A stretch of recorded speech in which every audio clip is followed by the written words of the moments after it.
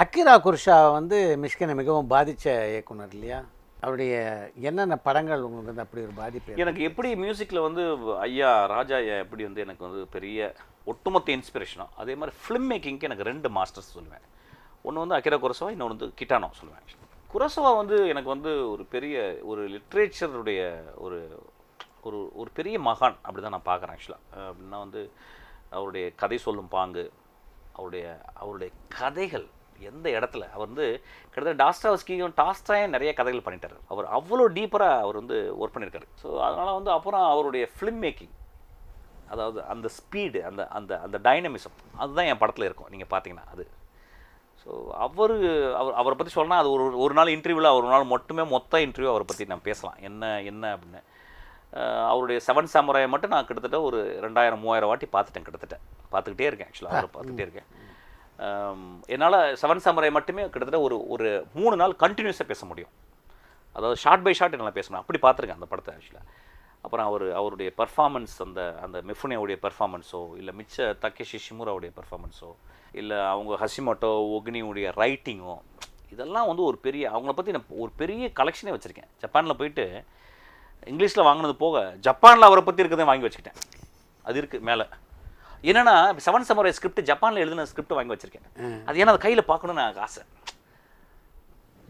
அப்புறம் தான் அவர் கலர் இல்லாமல் ஜப்பான் போனதே அவர் கலருக்கு போகிறது தான் ஆக்சுவலாக வந்து. ஸோ எனக்கு என்னுடைய ஒட்டுமொத்த சினிமாவினுடைய இந்த வளர்ச்சிக்கு அவர் தான் பெரிய காரணமாக நான் வந்து அவருக்கு சமர்ப்பணம் பண்ணுறேன். அவருடைய 7 சாமுராயினுடைய மொத்தம் ஃபஸ்ட்டு 10 நிமிஷத்தை என்னால் இன்னும் 100 வருஷம் ஆனாலும் கடக்க முடியாதுன்னு நினைக்கிறேன். அந்த மாதிரி ஒரு ஃபிலிம் மேக்கிங் என்னால் பண்ண முடியாதுன்னு நினைக்கிறேன், என்ன படம் பண்ணாலும் ஆக்சுவலாக. ஸோ அந்த மாதிரி ஒரு பெரிய மேதை அவர். எல்லா உலகத்தில் இருக்க எல்லா டேரக்டருக்கும் இன்ஸ்பிரேஷன் பண்ணுறாரு அவர் வந்து. நீங்கள் கிட்டானோவை எடுத்துங்க, அல்லது வந்து ஃப்ரான்சிஸ் ஃபோர்ட் கொப்போலோ எடுத்துக்கங்க, இல்லை மார்டின் ஸ்கார்செஸி எடுத்துக்கங்க, யாரை எடுத்துக்கங்க நீங்கள் வந்து. அவர் பெரிய ஸ்டீவன் ஸ்பீல்பர்க் எடுத்துக்கங்க, ஜேம்ஸ் கேமரன் எடுத்துக்கங்க, நோலன் வரைக்கும் இன்றைக்கி அவர் ஒரு பெரிய இன்ஸ்பிரேஷன் அவர். ஸோ அவர் வந்து எங்களுக்கு வந்து எங்கள் எல்லாருக்குமே இயக்குநர்கள் எல்லாமே ஒரு பெரிய ஒரு காட்ஃபாதராக தான் நாங்கள் அவரை பார்க்குறோம் ஆக்சுவலி. ஸோ அப்படி தான் எனக்கு அவர் பெரிய இன்ஸ்பிரேஷன். அதே மாதிரி தமிழ் இயக்குநர்களில் வந்து மிஷ்கினை கவர்ந்த இயக்குனர் யார்? எனக்கு 3 பேர் ரொம்ப பிடிக்கும் சார். ஒன்று வந்து ஸ்ரீதர் சார், திருலோகச்சந்தர் சார், அதுக்கப்புறம் மகேந்திரன் சார். திருலோகச்சந்தர் சார் அப்போவே வந்து அவர் ரொம்ப வித்தியாசமான படங்கள் எடுத்திருக்காரு. அன்பேவா எனக்கு ரொம்ப பிடிச்ச படம். அப்புறம் தெய்வ மகன், இது 2மே எனக்கு ரொம்ப பிடிச்ச அவருடைய படங்கள் ஆக்சுவலாக வந்து. அதனால் வந்து அவரை நேராக பார்த்து நான் சொல்லியிருக்கேன் ஆக்சுவலாக. அதுக்கப்புறம் வந்து ஸ்ரீதர் சார் ஒரு ஆக்சுவலாக ஒரு ரினயசன்ஸ் அந்த பீரியடில். அவர் வந்து தமிழ் சினிமாவை அவர் நான் கேள்விப்பட்டிருக்கேன். அந்த கேஷ்னோ தியேட்டரில் போயிட்டு கண்டினியூஸாக ஒரு 6 ஷோ 7 ஷோ பார்ப்பாரேன். பார்த்துட்டு நோட்லேயே எழுதிப்பாரான், அந்த ஷார்ட் டிவிஷன்ஸ் பண்ணிப்பாரான். அந்தளவு அவர் சினிமாவை அவர் ஒத்து பார்த்துருக்காரு. ஏன்னா அந்த காலத்தில் ரீவைண்ட் பண்ணி பார்க்க முடியாது தியேட்டரில் போயிட்டு. அந்த ஷார்ட் டிவிஷன்ஸை எழுதிப்பாரான். அப்படி இந்த மாதிரி இந்த இடத்துல க்ளோஸ் ஷாட், இந்த இடத்துல ட்ராக் ஷாட் எடுக்கலாம் அப்படின்னு சொல்லிட்டு. ஸோ ஒரு பயங்கரமான ஒரு பெரிய எப்படி சொல்கிறது, ஒரு ஆளுமே தான் அவர் ஆக்சுவலாக. ஒரு படங்கள் எல்லாமே நான் இப்போ கூட அசிஸ்டன்ட் டேரக்டர் வரும்போது சொல்லுவேன். நான் அன்றைக்கி வந்து ஒரு ஃப்ரெண்டுக்கு அனுப்பிட்டேன். என்னன்னு கேட்டால் வந்து இந்த காதலிக்கு நேரமில்லையில் ஒரு பாட்டு வரும். அதாவது ரவிச்சந்திரனும் அந்த அம்மாவும் போடுவாங்க, அனுபவம். இந்த அனுபவம் புதுமையை மட்டுமே சினிமா எடுக்கிறவங்க வந்து பழகிக்கலாம். அந்த படத்தை பார்த்துட்டு எங்கே கட்டு வைப்பாங்க, எப்படி அந்த அம்மா ஒரு டான்ஸில் வந்து எப்படி மூமெண்ட் கொடுக்குறாங்க, எப்படி இங்கே கட் பண்ணி போகுது, அது அந்த மாதிரி ஒரு ஷார்ட் டிவிஷன்ஸில் வந்து ரொம்ப. நீங்கள் ஃபார் எக்ஸாம்பிள் வந்து ஒரு சிவாஜி பாட்டு, சிவந்தமனில் ஒரு பாட்டு வரும் ஆக்சுவலாக வந்து. அந்த பாட்டில் வந்து அவர் வந்து எப்படி வந்து அப்போவே ஒய்டு லென்ஸை வந்து க்ளோஸாக ஆடுக்கு வந்து யூஸ் பண்ணியிருப்பார் ஆக்சுவலாக. ஸோ ஒரு லென்சிங்லாம் ரொம்ப ஸ்ட்ராங்காக தெரிஞ்ச ஒரு பெரிய டேரக்டர். ஸோ எனக்கு அவர் பெரிய இன்ஸ்பிரேஷன். அப்புறம் ஒரு 2 படங்கள், அதாவது வந்து நெஞ்சம் மறப்பதில்லை, நெஞ்சிருக்கும் வரை நெஞ்சம் மறப்பதில்லை. அதுக்கப்புறம் வந்து அந்த போலீஸ் இதுவரை நடிச்சிருப்பாரு, டாக்டர் நடிச்சிருப்பாரு, நெஞ்சில் ஒரு ஆள். இந்த நெஞ்சில் ஒரு ஆளையும் எனக்கு ரொம்ப ஆத்மசமான. அதுவும் பர்டிகுலராக சொன்னது நீ தான் நான் பாட்டு பார்த்தீங்கன்னா அதோடைய கேமரா மூமெண்ட்ஸு, அந்த பாட்டு இன்னும் அந்த மாதிரி ஒரு பாட்டை தமிழ் சினிமாவில் யாருமே எடுத்துருக்க மாட்டாங்க அந்த மாதிரி. ஸோ எனக்கு அவர் ஒரு ஃபிலிம் மேக்கராக எனக்கு ரொம்ப பிடிச்சது.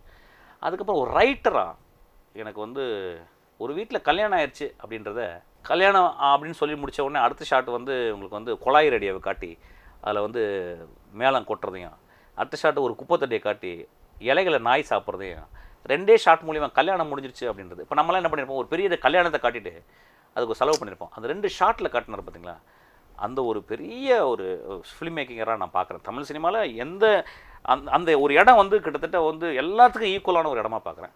அதுக்கப்புறம் உதிரிப்பூக்கள் அந்த கடைசி சீனில் படம் ஃபுல்லாக கெட்டவனாக வந்தவன் கடைசியில் வந்து அந்த ஊரே அவனை சாகணுன்னும் போது அவன் சொல்கிறான், எனக்கு ஒரே கஷ்டம், எனக்கு இன்றைக்கி என்னன்னா நான் சாகிறது கூட இல்லை, இன்றைக்கி ஒரு நாள் உங்கள் எல்லாரையும் கெட்டவன் ஆக்கிட்டேனே அப்படி சொல்கிறேன். இந்த ஒரு இடம் இருக்குல்ல சார், இந்த ஒரு இடம் it is equal to any world cinema, any world wonderful place, any world cinema. So இந்த ஒரு இடம் வந்து என்னுடைய ரொம்ப இதெல்லாம் எனக்கு சினிமா கற்றுக் கொடுத்துக்கிட்டே இருக்குது. நான் எப்போ பார்த்தாலும் அசிஸ்டன்ஸ் நான் பேசும்போது நான் வந்து இந்த இடத்த நம்ம கிராஸே பண்ண முடியாது அந்த இடத்த. இந்த மாதிரி ஒரு கதாபாத்திரத்தை படைச்சிட்டு இவ்வளோ கெட்டவனாக படைச்சிட்டாங்க. ஒரே இடத்துல வந்து அவன் வந்து இப்படி சொல்லிட்டானடா அப்படி ஒரு வார்த்தை அப்படின்னு சொல்லிட்டு குரசவா ஒரு வார்த்தை சொல்லுவார். அதாவது வந்து தன்னுடைய மகனை வந்து கடத்திட்டு போயிடுவாங்க ஹை அண்ட் லோவில். அப்போ வந்து அதுக்கு வந்து எவ்வளவோ கோடிகள் கேட்பாங்க. இவன் வந்து கொடுக்க முடியாதுன்னு பேரம் பேசிட்டு இருப்பான். நான் வந்து என்னடா இவ்வளோ கோடிகள், ஒரு பையனை கடத்திட்டீங்க இவ்வளோ கோடிகள் கேட்குறீங்க அப்படின்னு. அப்போ என்ன பண்ணுவான், திடீர்னு அந்த பையன் ஓடியாந்துருவான். அவங்க பையன் என்னடா பண்ண, இல்லைப்பா நான் வந்து இன்றைக்கி ஒரு நாள் என் ட்ரெஸ்ஸை வந்து டிரைவர் மாமா பையனுக்கு போட்டு விட்டேன், அவன் பேரை நாங்களாம் விளையாட்டு மாற்றி போயிருக்கிட்டோம், எல்லோரும் வந்து கேட்டாங்க, ஒரு 4 பேர் வந்து கேட்டாங்க யார் பையனா, அவன் சொல்லிட்டான், அவனு தூக்கிட்டு போயிட்டாங்கன்னு. இப்போ என்னன்னா மகன் கிடைச்சான்னு சந்தோஷத்தில் இருப்பார், ஆனால் டிரைவர் வந்து அப்படியே தடங்கி நிற்பான். அப்போ டிரைவர் சந்தோஷம், ஆனால் டிரைவர் பையன் காணாமல் போயிடுச்சு, என்ன பண்ணலாம் அப்படின்னு வச்சுக்கிட்டு இருக்கும்போது அவன் ஃபோன் பண்ணுவான் இங்கேருந்து, இந்த மாதிரி நான் தப்பாக எடுத்துகிட்டு போயிட்டான். ஆமாம் இப்போ நான் காசு கொடுக்க முடியாதுன்னு. இல்லை அந்த டிரைவர் பையனுக்கும் நீ அத்தனை கோடிகள் கொடுக்கணும் அப்படின்பான். இப்போ என்னென்னா மனைவி வந்து என்ன சொல்லுவான், வந்து அதுவும் ஒரு குழந்தை தான், நம்ம குழந்தையும் ஒன்று தான், அதான் பரவாயில்ல அந்த கோடிகள் கொடுங்க அப்படிமா. இந்த இடம் போயிட்டே இருக்கும்போது சார் அந்த டிரைவர் அப்படியே பின்னாலே வருவான், அப்படியே பின்னாலே வந்து அவர்கிட்ட வந்து அப்படியே முறைச்சி பார்ப்பான். அவன் சொல்லுவான் டிரைவர், ஐயா என்கிட்ட காசு கிடையாது ஐயா எனக்கு கொடுக்குறதுக்கு, நான் சாகிற வரைக்கும் உங்களுக்கு டிரைவராக இருப்பேன், உங்கள் பையன் சாகிற வரைக்கும் என் பையன் டிரைவராக இருப்பாயா அப்படின்னு சொல்லுவான். எனக்கு தெரிஞ்சு சார் இந்த இடம் இருக்குல்ல, இந்த உதிரிப்பூக்கள் இந்த இடமும் இந்த குரசவாவோட இந்த இடமும் எங்களால் காசே பண்ண முடியாது. எங்கள் பேனால் வந்து அவ்வளோ ரத்தம் இல்லை. வண்டர்ஃபுல். அது ரத்தத்துலேருந்து வர்றது ஆக்சுவலாக அந்த வார்த்தைகள், ரத்தத்துலேயும் சுத்தமான ரத்தத்துலேருந்து வர வார்த்தை ஆக்சுவலாக அந்த மாதிரி. ஸோ நாங்கள் இதெல்லாம் வந்து இதெல்லாம் வந்து ஒரு விளக்கு மாதிரி எங்களை பார்த்துக்கிட்டே இருக்குது, எங்களை காப்பாற்றிக்கிட்டே இருக்குது. ஸோ மகேந்திரன் சாருக்கு அந்த ஒரு டைலாக்காக நான் வந்து என்றைக்குமே அவர் வந்து நான் எப்பயுமே கும்பிட்டுக்கிட்டே இருக்கேன் ஆக்சுவலாக. ஸோ அந்த மாதிரி அதெல்லாம் குரசவும் மகேந்திரனும் அந்த சில மொமெண்ட்ஸ் எனக்கு தெரிஞ்சு ஒரு டேரக்டர் ஒரு 30 வருஷம் ஒர்க் பண்ண டேரக்டர் ஒரு 3 மொமெண்ட்ஸ் சொல்லி கொடுத்துட்டாவே போதுன்னு நினைக்கிறேன் உலகத்துக்கு. கிரேட். இசையில் எங்கே உங்களுக்கு ஆர்வம் பிறந்தது? அது வந்து நான் அம்மா அப்பா என் அண்ணனுக்கு தான் சார் டெடிகேட் பண்ணேன். ஏன்னா அப்பா எல்லா காலகட்டத்துலேயும் ஹிந்தி பாட்டு, எல்லா காலகட்டத்திலையும் வந்து பிபி ஸ்ரீனிவாஸ், ஏஎம் ராஜா பாட்டு, பர்டிகுலர் கண்டசால பாட்டு, இது சாப்பிட்ற நேரம்லாம் பாடிட்டே இருப்பார். அம்மா வந்து சாப்பாடு போட்டுட்டு எதிர்பாட்டு பாடுவாங்க பீஸ்ல வாய்ஸில், ரொம்ப அழகான வாய்ஸில், ரொம்ப அதாவது ஒரு ப்ரொஃபஷனல் சிங்கர் லெவல் கிடையாது, ஒரு எக்ஸ்டெண்டட் பாத்ரூம் சிங்கர் லெவலில். அண்ணா நல்லா பாடுவான், எங்கள் அண்ணா நல்லா தான் பாடுவான். ஸோ சின்ன வயசுல வந்து நாங்கள் வந்து சின்ன வயசுலேருந்து பாடுறது. அப்போ நான் இப்போ பிறந்து 71, 76 இளையராஜா. முதல் பாட்டு எனக்கு வந்து அன்னக்கிளியை உன்னை தேடுது, எனக்கு நல்லா ஞாபகம் இருக்குது. 5 வயசு அப்போ திண்டுக்கல் பொருட்காட்சியில் அப்பா கூப்பிட்டு போகிறார் ஈவினிங் ஒரு 8 மணிக்கு. போகும்போது ஏதோ ஒரு பாட்டு கேட்குது. நான் என்ன பண்ணேன், எங்கள் அப்பாவுடைய முடியை பிடிச்சி இழுத்து நிப்பாட்டுறேன். எங்கள் அப்பா என்ன பண்ணுறாரு, இப்படி கையை காட்டுறேன். ஒரு திரையில் வந்து சுஜாதா பாடுறாங்க அன்னக்கிளியை ஒன்று தேடுது. நான் அப்படியே அஸ்டவுண்டட் அந்த பாட்டை கேட்டு. எங்கள் அப்பா என்னப்பா அந்த வயசில் நான் சொல்கிறேன் 5 வயசு கரெக்டாக 71 பிறந்தேன், 76 தானே வந்துச்சு அந்த பாட்டு. அப்போ நான் என்னப்பா ஆனது, அப்பா அந்த பாட்டு ரொம்ப நல்லா இருக்குப்பா அப்படின்னு, அப்படி ரொம்ப பிடிக்குதாப்பா அப்படின்னு. அப்புறம் மறுநாள் போயிட்டு என்ன பண்ணார், பெரிய வசதியெல்லாம் இல்லை, பக்கத்து வீட்டில் வந்து கேசட் வாங்கியிருந்தாங்களா, அதை போட்டு எங்கள் அப்பா கூப்பிட்டு போட சொல்லிட்டு கேட்க சொன்னேன் அந்த பாட்டு எப்படின்னு கேட்டார். அப்போ வந்து அந்த இளையராஜான்றவர் அந்த லைஃப்பில் வந்து ரொம்ப வருஷம் இளமை காலத்துலேருந்து சினிமாவுக்கு ஒரு 5வது வயசுல ஒரு மிகப்பெரிய பாதிப்பு ஏற்படுத்திட்டார். அப்படியே போட்டுகிட்டே இருந்திருக்காரு ஆக்சுவலாக.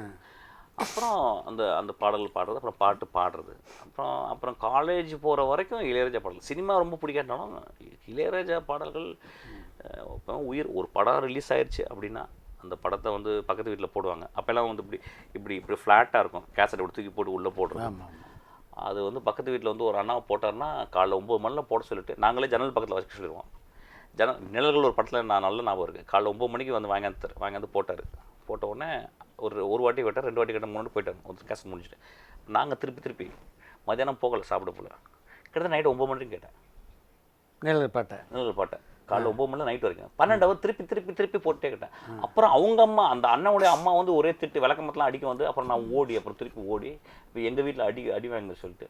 ஸோ இந்த மாதிரி ஒரு பாடல்கள் மேலே எப்பயுமே வந்து ஒரு இது இருக்குது. 5 வயசுலேயே நீங்கள் நேசித்த இசையமைப்பாளர் இளையராஜா, அவரை எப்போ எங்கே சந்திச்சிங்க சார்? சினிமாக்கில் வந்த உடனே எனக்கு ஒரே ஆச்சரியம். நான் ஒரு நாள் ஞாபகம் இருக்குது, நாயகன் படம் போஸ்டரை நான் வந்து படம் போகிறதுக்கு முந்தி பார்த்தேன். ஒரு நாள் ஸ்கூல் விட்டு வரும்போது பார்த்தா ஒரு நாயன் போஸ்டர் விட்டுருக்காங்க. பார்த்தா அங்கே பார்த்தீங்கன்னா வந்து மணிரத்னம், பிசி இளையராஜா, பிசி ஸ்ரீராம். என்னப்பா அது என்ன காம்பினேஷனில் அப்படின்னு சும்மா அது பாருங்கள், சினிமாக்கெல்லாம் ஐடியாவே இல்லை. இப்போ இந்த இடத்துல மணிரத்னத்துக்கு போல் என் பேர் இருந்தால் எப்படி இருக்குன்னு சும்மா யோசிச்சு பார்க்குறேன். ஏன்னா ஐயாவை நினச்சி இளையராஜா ஃபஸ்ட்டு படமே பண்ணணும்னு போக நினச்சேன். ஆனால் எனக்கு தெரிஞ்சிச்சு ஃபஸ்ட்டு படம் போகக்கூடாது. ஏன்னா நான் போனால் என்னை போட்டு மிதிச்சிருவாருன்னு தெரியும் எனக்கு.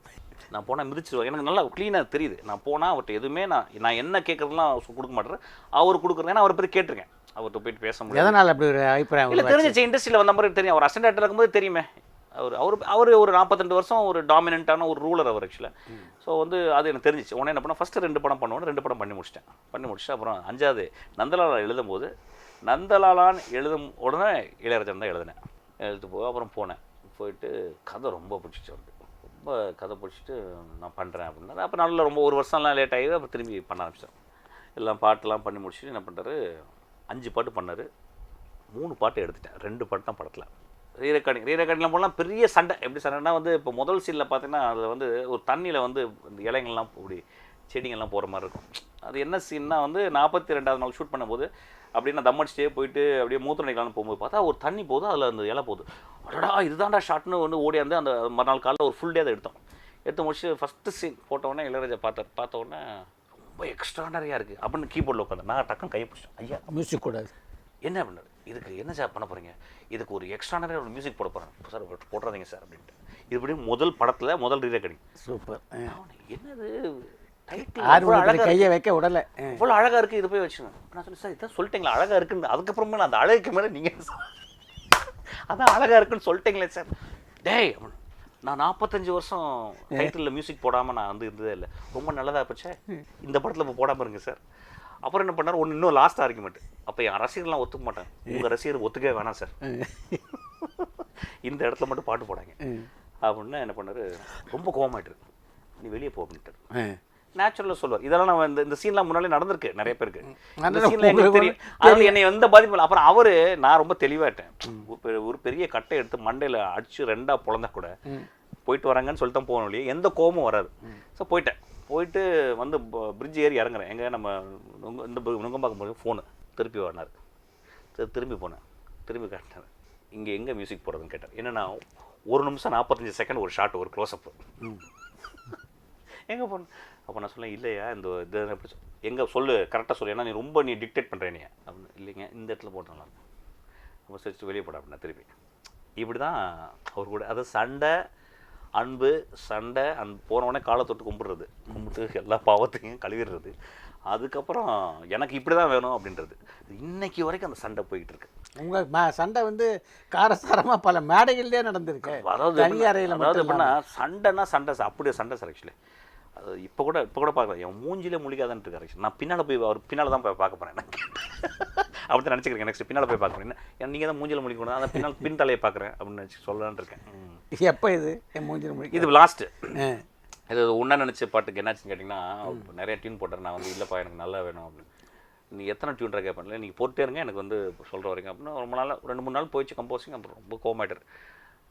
நீ இதெல்லாம் கேட்டுட்டு வாடா அப்படின்னு. இல்லை இந்த பாட்டில் எனக்கு வேணாம், நீங்கள் இன்னொரு பாட்டு போடுங்கன்னு சொன்னேன். போட்டு முடித்தோடனே என்ன பண்ணார், என்ன பண்ணேன், கபிலன் தான் எழுதினான். 3 நாள் உட்காந்து விடிய கபிலனோட எழுதி போய் கொடுத்த உடனே தூக்கி போட்டார். நல்லாவே இல்லை அப்படின்னார். சரி அப்போ சரி யாராவது எழுதுன்னு சொல்லி நான் போயிட்டேன். மறுநாள் வந்தால் இவர் எழுதி வச்சுருக்காரு. நான் இது யார் எழுதுனான்னு கேட்டேன். நான் தான் இல்லை, கேவலமாக இருக்குப்பா, இதில் போட்டுறாங்க பண்ணிடாதீங்க அப்படின்ட்டேன்.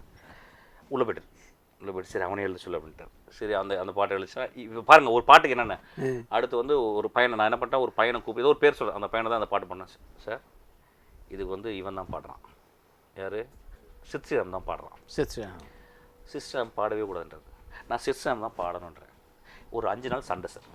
இப்போ சிஸ்டர் பாடினா நான் வந்து வாய்ஸ் மிக்சிங் வரமாட்டேன், நீங்கள் வரவே வேணாம் அப்படின்ட்டு. அப்புறம் சிஸ்டாம நானும் இந்த அவர் இன்னொருத்தர் இருப்பாருங்க, அவர் வரவே இல்லை, அவர் வரல, கோவம். அவர் அந்த பக்கம் இருக்கார், நாங்கள் இப்படி போய்கிட்டு இருக்கோம். அப்புறம் போயிட்டு அப்புறம் பாடி முடிச்சிட்டோம். எல்லாம் முடிச்சுட்டு பாட்டு முடிகிற வரைக்கும் சண்டை. அப்போ திடீர்னு போயிட்டு எனக்கு ஒரு ஹெல்ப் பண்ணுங்க அப்படின்னு. பாட்டு ரொம்ப நாளாக இருக்குது, அந்த பிஜிஎம் மட்டும் மாற்றிருங்க அப்படின்னு. ரொம்ப கோவம் வந்துருச்சு. அப்போ ஏன்டா அப்படின்னாரு.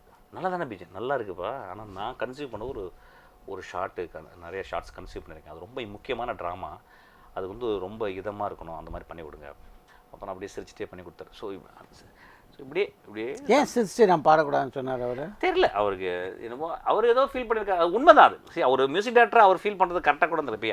அந்த பாட்டு யார் பண்ணாலும் பெரிய ஹிட்டாக இருக்கும். சிட்ஸ்ராம் பாடும்போது பெரிய ஹிட் ஆயிடுச்சு. ஏன்னா அது ஒரு மனசுக்கு, ஏன்னா சிட்ஸ்ராம் பாட்டு கேட்டதில்லை. என் அசிஸ்டன்ஸ் என்ன சொன்னாங்க, சார் இந்த பாட்டுக்கு சிட்ஸ்ராம் பாடலாம் சார். யார் அந்த பையன் அப்படிங்கும்போது ஒரு கேவலமான பாட்டு போட்டு காட்டினாங்க எனக்கு. ஒரு குத்துப்பாட்டை ஏதோ பாடிருந்தாங்க ஆக்சுவலாக. ஆனால் அந்த வாய்ஸில் ஒரு ஒரு டிம்பர் ஒன்று இருந்துச்சு, ஒரு டாம்பர்பாங்களா அது ஆக்சுவலாக. அது ஒன்று எனக்கு ரொம்ப பிடிச்சிருந்துச்சு. நான் பாடினா நல்லா இருக்கும்னு சொல்லி கேட்டேன். அவர் ரொம்ப மாட்டேன்னு சொன்னார்.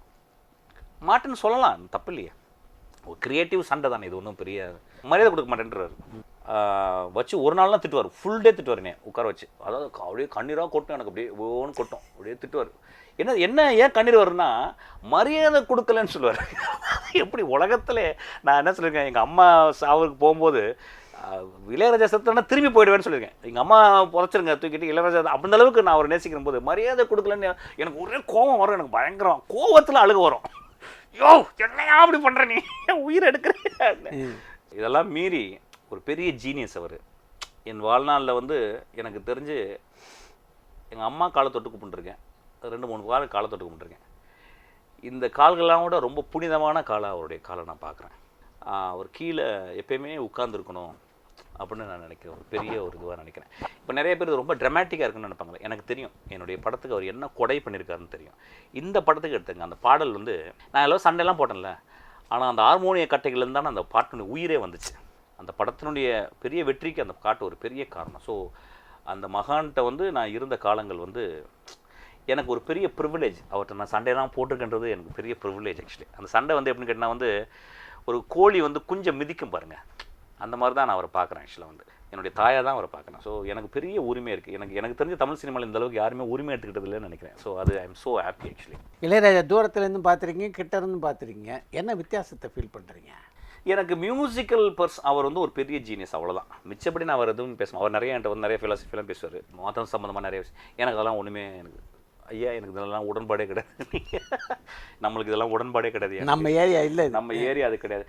அந்த ஏரியாவை நான் அவாய்ட் பண்ணிடுவேன் அவர்கிட்ட. ஏன்னா இப்போ வேற ஆள் பேசும்போது நான் வந்து I can sit and argue with him. But அந்த இடத்துல அவர் நான் வந்து நான் மியூசிக்கில் தான். ஃபார் எக்ஸாம்பிள் போனால் இந்த படம் ஆரம்பிக்கிறதுக்கு முந்தையே கிட்டத்தட்ட ஒரு 7 லட்ச ரூபாய்க்கு வந்து எல்லா குவார்ட்டர்ஸையும் வாங்கினேன். வேர்ல்டு ஃபுல்லாக இருக்க எல்லா குவார்ட்டர்ஸையும் வாங்கிட்டு நான் அதை கேட்டேன் 6 மாதம் கதை எழுதும்போது. கேட்டுட்டு இந்த குவார்ட்டர்ஸை பற்றி அவர் டிஸ்கஸ் பண்ணுவேன். நான் நிறைய அப்பாட்ட போகும்போதெல்லாம் அப்பாட்ட என்ன சொல்லுவேன்னா, அப்பா நீங்கள் சும்மா அப்படி ஆரம்பிச்சேன், ஷூபர்ட்டுடைய அந்த டெத் அந்த மேடனை பற்றி என்ன நினைக்கிறீங்க அப்படின்னு சொல்லுவாங்க. அவர் உடனே ஒரு 15 நிமிஷம் பேசுவார். 15-20 நிமிஷம் பேசிட்டு அதெல்லாம் வேணாம் வேஸ்ட்டு, அதை உடனே அன்ஃபினிஷ் சிம்பனி கேட்டிருக்கியா அப்படின்பாரு.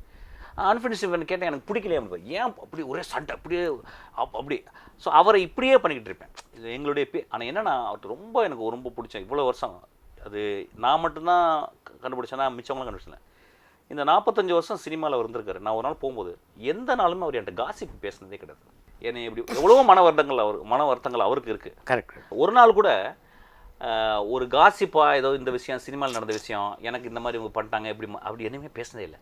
அவர் போனால் அந்த ஹார்மோனிய கட்ட அவர் சினிமா நான் என்ன பண்ண வந்தோம் அதை பற்றி பேசுகிறது, வெஸ்டர்ன் கிளாசிக்கலை பற்றி பேசுகிறது, இதை தான் பேசுகிற வழியே வேறு எந்த ஒரு டாப்பிக்கும் அவர் பேசவே மாட்டேன். எனக்கு அது ரொம்ப ரொம்ப பிடிச்ச எனக்கு ரொம்ப விஷயம். அப்புறம் பேசிக்கலாகவே நான் அவர் வந்து அவருக்குள்ள ஒரு பெரிய கனிவான மனிதரை நான் பார்த்துருக்கேன். அது வந்து சில டைம் வேணும்னே ரொம்ப கொடூரமாக நடந்து பாருன்னு நினைக்கிறேன். ஆக்சுவலி ரொம்ப கனிவான ஒரு மனுஷரை நான் பார்த்துருக்கேன். ஆக்சுவலி நான் இது வரைக்கும் பார்த்ததில்லை. ஆக்சுவலி வந்து ரொம்ப சில நேரங்கள்லாம் ரொம்ப அன்பாக கையை பிடிச்செல்லாம் ரொம்ப பேசியிருக்காரு, ரொம்ப இது பண்ணியிருக்காரு.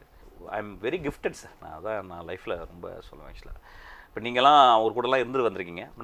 நாங்கள் பார்த்தது வந்து நாங்கள் என்றைக்குமே அவர் வந்து ஒரு சூரியன் மாதிரி தான் அவர் வந்து பார்த்துக்கிட்டே இருக்கோம். ஆக்சுவலாக தமிழ்நாடே அப்படி தான் பார்த்துக்கிட்டே இருக்குது. அவர் வந்து இருந்த காலத்தில் அவருடைய அச்சீவ்மெண்ட் இந்த 45 வருஷம் அவர் ரீச் ஆன அவருக்கு பாடல்கள் போய் தொட்ட இதயங்கள் தொட்ட இடங்கள் வந்து ரொம்ப ஆச்சரியமாக தான் நான் பார்க்குறேன். விஷாலுடைய குடும்பத்து அங்கத்தினர் நீங்கள் அப்படின்னு கூட பல மேடைகளில் சொல்லியிருக்கீங்க. அப்படிப்பட்ட விஷாலோட உங்களுக்கு எங்கே கருத்து வேறுபாடு வந்தது? என்னுடைய மகனாக தான் இன்றைக்கும் நான் பார்க்குறேன். இன்றைக்கி நான் வந்து மகன் தான் கூப்பிட்றேன். நட்டாஷா என் மகளை வந்து அவ்வளோ பத்திரமா பார்த்துப்பான். இன்றைக்கு வரைக்கும் அவனை நினச்சி கனவு வருது. இன்றைக்கும் வந்து என் தம்பிகிட்ட கேட்குறேன், டே என்னடா பண்ணுறான் அவன் அப்படிலாம் கேட்குறேன். அது எனக்கும் அவனுக்கும் உள்ள உறவு ரொம்ப மேன்மையான உறவாக தான் நான் பார்க்குறேன். ஆக்சுவலாக வந்து நான் வந்து ஒரு என்ன பண்ணிட்டான் தம்பி என்ன பண்ணிட்டான், ஒரு லெவலுக்கு மேலே என்னை புஷ் பண்ணனால தான் நான் தன்னிலை விளக்கமாக சொல்ல போயிட்டு எப்பயுமே பேசும்போது வந்துடும்ல எனக்கு கோவம் தாவங்கள்லாம் வரும்ல, அப்படி நிறையா நான் பேசிட்டேன். ஆக்சுவலாக வந்து அதை பற்றி நான் ரெக்ரெட்லாம் பண்ணல. நான் கோவப்பட்டது இல்லை, நியாயமும் இருக்குது, நான் ரெக்ரெட் பண்ணவே இல்லை. ஒரே ஒரு வார்த்தை மட்டும் கொஞ்சம் எக்ஸ்ட்ரா போட்டேன், தமிழண்டான்னு சொல்லிட்டேன். அது கொஞ்சம் ஒரு ஃபீலாக ஏதோ சொல்லிட்டேன் போல, அந்த வார்த்தை சொல்லிடக்கூடாது. நான் அப்படி இல்லை, நான் தமிழனா மட்டும் நினைக்கிறல, நான் வந்து இந்த உலகத்தில் எல்லா மனிதர்களுக்கும் சொந்தமானது தான். ஆக்சுவலாக வந்து அந்த ஒரு வார்த்தை மட்டும் மிஸ்ஸாக பேசிட்டேன். ஆக்சுவலாக அது பரவாயில்ல. மற்றபடி என் கூட பழகின காலகட்டத்தில் என்னை ரொம்ப நேசித்த நடிகனில் அவன் ஒரு அவ்வளோ உயரத்தில் இருந்த நடிகனா என்கிட்ட என்றைக்கு வரைக்கும் அவன் காட்டிக்கிட்டதே கிடையாது. இந்த ரூமில் தான் படுத்திருப்பான், இந்த ரூமில் தான் இருப்பான், இந்த ரூமில் தான் நிறைய பேசியிருக்கான், நிறைய வாழ்க்கையில் மிக முக்கியமான விஷயங்கள்லாம் பேசியிருக்கான். எல்லாமே நல்லா இருந்துச்சு. நல்லா ஃபஸ்ட்டு படம் பண்ணால் ரொம்ப நல்லா இருந்துச்சு. ஃபஸ்ட்டு படத்தில் எந்த ப்ராப்ளமும் இல்லை. சொல்லப்போனால் ஃபஸ்ட்டு படத்தில் வந்து அவனை ரொம்ப ஆராதிச்சான். கிளைமேக்ஸில் வந்து 27 நாள் வந்து கிட்டத்தட்ட ஒரு 10 நாள் வந்து ஸ்ட்ரைக்கில் இருக்கும்போது கூட நாங்கள் ஒரு 4 பேரை வச்சு ஷூட் பண்ணிலாம் பண்ணோம். எல்லாமே அந்த உறவெல்லாம் ரொம்ப நல்லா இருந்துச்சு சார். அதுக்கப்புறம் இந்த படம் கதை எழுதி முடிச்சுட்டு கதை கேட்கும் போதெல்லாம் உள்ள இந்த இடத்துல இங்கே கேட்கணும், நான் இங்கேருந்து கதை சொல்கிறேன். இந்த பாத்ரூமில் போய் கண்ணு கலங்கிட்டு வந்து என்னை கட்டி பிடிச்சி எனக்கு இது போதும்லாம் சொன்னான். என்ன ஆச்சுன்னா ஒரு சின்ன முடிவு என்ன கேட்டால், அந்த படத்தை அவனாக தயாரிக்கலான்னு முடிவு பண்ணது தப்புன்னு நினைக்கிறேன். ஏன்னு கேட்டிங்கன்னா வந்து ஒரு 2-3 படங்கள் வந்து தோல்வி ஆன பிறகு அந்த அளவு அவனால் காசு அதை வந்து நேச்சுரலாக ஒரு காசு பெரட்டணும், அது நிறைய கடன் வேறு இருக்குது. இந்த இடத்துல தான் அவன் மிஸ்டேக் பண்ணிட்டான்னு நினைக்கிறேன். அது வந்து முதல் நாள் ஷூட்டிங்லேருந்தே எனக்கு வந்து அந்த அந்த அந்த இது பிரச்சனை வந்துச்சு. ஆக்சுவலாக நான் இந்த படத்தை தாண்டிடலான்னு நினச்சேன், ஆனால் தாண்ட முடியல. ஸோ வந்து அவனை வந்து இப்போ நான் கேட்கும்போது அவன் பண்ணது ரைட்டா நான் பண்ணது ரைட்டெல்லாம் அதெல்லாம் தள்ளி வச்சுட்டு அவன் என்னைய நேசித்தது உண்மை, அவனை நான் நேசிக்கிறது சத்தியம். ரொம்ப ரொம்ப ரொம்ப என்னுடைய அன்பு ரொம்ப அவன் வந்து எப்படா என் மடியில் வந்து உட்காருவான் அப்படின்ற அளவுக்கு நான் வந்து அவ்வளோ அன்போடு தான் நான் இருக்கிறேன். ஏன்னா அப்பா அம்மாவும் சரி அவங்க தங்கச்சி சரி நான் அப்படி தான் பார்த்தாங்க. ஆக்சுவலாக ஒரு மகன் மாதிரி தான் பார்த்தாங்க. அப்புறம் சினிமாவில் சண்டைகள் வருது சார், வேறு வழி இல்லை. சில நேரங்களில் வந்து அதாவது அந்த 2 நட்பு இருக்கும்போது வேறு நட்புகள்லாம் வந்து வேறு ஐடியாஸ் சொல்லுது. நான் அந்த பசங்களையும் தப்பு சொல்ல மாட்டேன். நான் என்ன சொல்லணும், அவங்க கூட இருந்த 2 பேர் ஐடியா கொடுத்தாங்க, நான் அது பேரவே சொல்லணும், நந்தாவும் ரமணாவும், அவங்க மேலேயும் தப்பு சொல்ல மாட்டேன். அவங்க ஏதோ நல்லது பண்ணதான் நினைக்கிறாங்க. ஆனால் ஒரு உரையில் ஒரு வாழ் இருக்கணும்னுப்பாங்க. ஒரு சினிமா எடுக்கும்போது ஒரு டைரக்டர் தான் டிசைட் பண்ணோம். அந்த அதாவது லொக்கேஷன் பார்க்குறதுலேருந்து எல்லாமே யாரோ பார்த்தா அது அப்போ நான் ஒரு இண்டிவிஜுவல் சினிமா எடுக்கிறவன் ஆசைப்பட்றேன். ஒரு மாதிரி கைண்ட் ஆஃப் மை விஷனோடு எடுக்கிறேன். இங்கே தான் மிஸ் ஆயிடுச்சு. ஆக்சுவலாக நான் யாரையும் நான் ப்ளேம் சொல்ல மாட்டேன். இது வந்து ஒரு இயற்கையில் நடந்த ஒரு பெரிய விபத்து. இது பிரிஞ்சு தான் போகணும் அப்படின்னா பிரிஞ்சு தான் போகணும். அதனால தான் எனக்கு நிறைய பேர் கேட்டாங்க வந்து ஏன் படத்தை முடிச்சுட்டு வரலாமே. இல்லை வேணாம், எனக்கு முடியலை, என்னால் இவ்வளவு பிரச்சனைகளோடு நான் வந்து படம் பண்ண வேணாம்னு நினைக்கிறேன். ஒரு 8 மாதம் உழைப்பு அப்படியே வேஸ்ட்டாக போச்சு, பரவாயில்லன்ட்டேன். என்ஓசி கேட்டால் என்ஓசியும் கொடுத்துட்டேன், இந்த நீ வச்சுக்கிட்டான்னு சொல்லிட்டு. என்ஓசி கொடுத்தா மாதிரி தான் என்னமோ இதெல்லாம் பேசும்போது வேறு வழியே இல்லாமல் தான் நான் பேசுகிறேன். நான் ஆக்சுவலாக பேசியிருக்கவே மாட்டேன்.